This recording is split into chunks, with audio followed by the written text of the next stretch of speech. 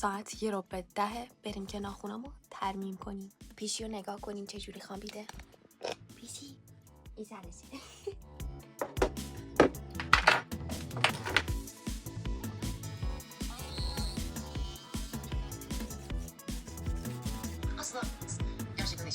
بالاخره ریموف کردم. بهتون نمیگم سجنده، ولی حالا اینجایی. اگه میتونستم 1 ساعت تموم کنم واقعا پرفکت میشد، ولی از اونجایی که میخوام هر انگشتیمو یه آرت بزنم، حالا اینجایی.